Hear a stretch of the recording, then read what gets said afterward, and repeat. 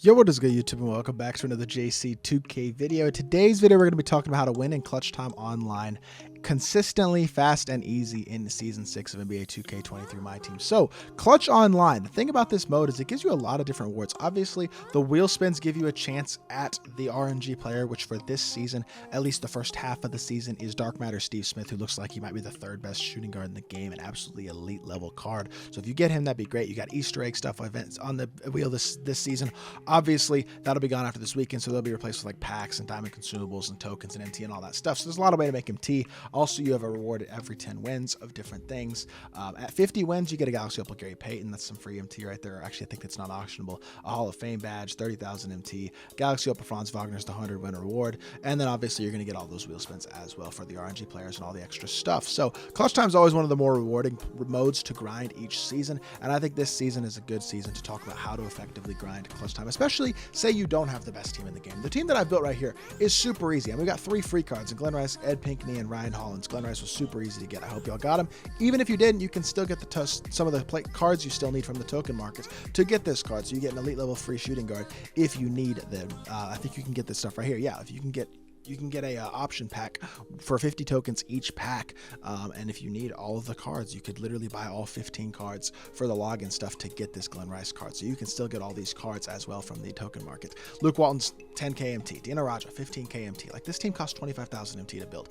This is a team that you can win 75% of your clutch time online games with, even without being the best player in the world. It's just important to, number 1, have size, number 1, have shot creation ability, number 2, have shot creation ability, and number 3, have everybody be able to shoot, and number 4, be able to defend. So we have guys across the board who are very good defenders in this lineup. Everybody can at least shoot the ball capably. We have really solid size. We don't have a giant like a Yao Ming or a Taco Fall, but if you wanted to, you could run a guy like Boban or Mark Eaton, or if you have Yao or Taco, obviously make sure you use them like I have Yao. I'm just not using him right now for this video because I want to demonstrate that you can win without having the best team. But a team like this will get the job done, and it's a super easy to get team that's super cheap and not hard to grind for any of these cards or anything like that. Like, it's super easy to get all this stuff, which I think is really nice. But it's important to have a well-built lineup to start off with when you're entering clutch online. Everybody on my team is at least 6'7". That's a big thing. We got multiple primary ball handlers, so both Walton and Glenn Rice have really solid sigs, and fast jumpers can create their own shot and create for their teammates. Then we have really good defenders, guys like, again, Glenn Rice, Ed Pinckney, Dino, even Luke Walton. They're all really good defensive cards as well. And Ryan Hollins is an athletic rim protector who can dunk really well and catch and shoot effectively, as well as rebound at a high level. So yeah, this is the type of team that I'd recommend constructing. Let's hop into a game, talk about what you can do in game to increase your chances of success. All right, we got to stop on the first possession. I wasn't even really paying attention, to be honest. But first things first, defensive settings. I got a video on my channel on my defensive settings. These are the ones I run. I switch my off-ball pressure on players with fast releases to tight. So, for example, a guy like Speedy Claxton. What is going on? Game's lagging. Okay, there we go. A guy like Speedy Claxton, he's got a good release. I would throw his off-ball pressure onto tight instead of moderate if you have a fast release. That's one thing I will change. But this guy's team is not good. You're going to match up against a lot of teams that are not that good. Another thing that's important to add is a freelance. I add Bucks 2018. That's the freelance I go with every single game. So having good defensive settings and a freelance that gives you spacing offensively is important. I have a video on my channel on my defensive settings. I'm sure you can find other videos with other people's defensive settings as well, and try theirs if you don't like mine and they don't work for you. But make sure you add your freelance, activate your freelance immediately, and then get into your offense. Try to run some offense. Take advantage of mismatches. Like, that's a huge mismatch right there. He's got a small guard on me. My controller is bugging right now. What just happened? My controller just died, but it's all right. That's a huge mismatch right there. We're able to get ourselves an easy dunk to start off the game.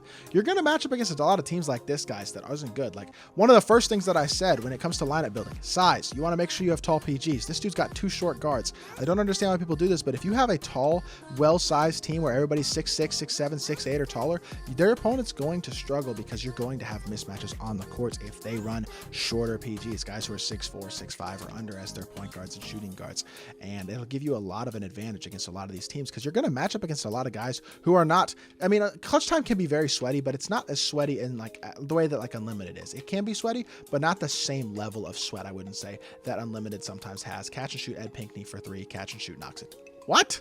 Okay, I thought I knocked that down, but take your wide open threes as well. Take your wide open shots in general. It doesn't have to be a 3. Just make sure you get a good look, or try to get a good look on every single possession, because remember, you only have 14 seconds in clutch time to create a shot versus having a lot more than that in Unlimited, where you have a 24-second shot clock, obviously. So that's something that's important to keep in mind, as well as that you don't always have, you don't have as much time in clutch time. So it's important to just take whatever buckets look like they might be available. Like here, we don't really have a great look, so we're just going to go underneath, try to mash, and it doesn't wind up working out. And I'm not playing that great right now to start off this game. We're actually losing as well, which is not great. But again, don't give up threes. Make your opponent work for their buckets. Play straight up defense. Don't overhelp or anything. I think that's one of the biggest keys, actually, is to make sure that you're not overhelping and you're playing pretty straight up defensively, because you don't want to overhelp and give up threes. And then just take what's available to you. Don't force the three. Don't force the 4-pointer. Just take the buckets that are there. This dude is hard off balling. Oh my gosh, he is playing like a bomb.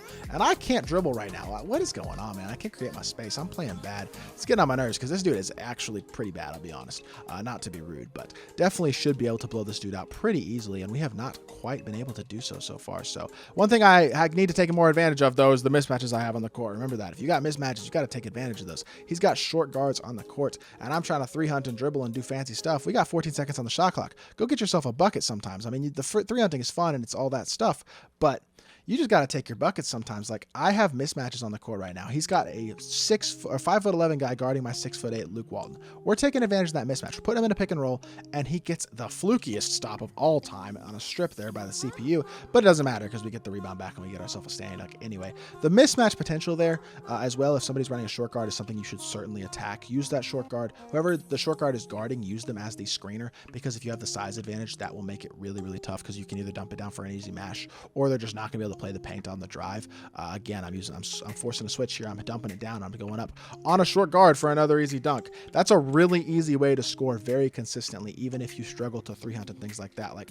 I like to 3-hunt a lot. I like to dribble a lot, but right now I'm not dribbling that well and I'm not creating a ton of space. So instead, I'm taking advantage of my mismatches and I'm getting myself good looks. And that's the important thing to remember in clutch time, is that you just want to take whatever shots are available to you and not force bad shots, and then play straight up defense like that. That's a really solid straight up possession. We didn't give up anything easy. He wasn't able to get space to get himself a good look. Wasn't able to drive the ball either and create a shot there. And all of a sudden, we're looking really pretty. Getting to the rim again with Glenn Rice, taking our easy layup, and we have a 10-5 lead. Haven't been able to get my threes up this game, but it doesn't matter because we're in control now with a multiple possession lead. Now it's important to make sure you don't give up threes. When you get yourself a multiple possession lead, especially in a short game like this, it's only a quarter, you want to make sure that you're not giving up threes, making your opponent work to get their twos. That was just a really bad pass by him, to be completely honest. And you know what? I was so tempted to pull that. I'm not going to lie. I'm not going to pull it, but I was really tempted to. I'm going to try to get a 3 here if I can. Yes, sir. Normal fade me. Luke Walton for a 3. That's a good look. And I smoked it. That's tough. Should have just taken my dunk or something. I don't know, but definitely has not been my best performance. I got to say, I have not played very well in this game, and yet we're going to come out of here with a pretty easy win. I think this is a little bit too aggressive defensively there. I was playing rotations a little bit too hard. He could have dotted me, but he didn't even try to, and we're going to get ourselves another stop. And at this point, the game is basically over. So solid game for sure. Let's swing it over to Glenn Rice. Catch and shoot. He's not stepping up. Okay, he stepped up late actually, and hey, good enough defense. I didn't think he was going to click on there. He did click on late and managed to get himself a contest, but at this point, we've played really good defense. We've struggled offensively, but it really doesn't matter that much because we've played really good defense and haven't really given up any easy looks. And that is the way that you want to see. Also, back cuts. I know they're cheesy. I know they're annoying. I know they're not fun to play against, but they work. So that's another thing to keep in mind, is maybe if you're struggling to score, use your back cuts, because those work really well to score the ball effectively. But that's about all I got to say. And there you go. He's going to hop back into the main menu, and we are going to call the video there, I think, pretty much. So, lineup construction. First thing, make sure you got size, shooting, shot creation, and defense. Those 4 things. You got those 4 things, you're going to have success, and you can get those 4 things without having the best cards in the game. Make sure you have your defensive and offensive settings on so that you have the proper spacing and your proper settings defensively, whatever you like.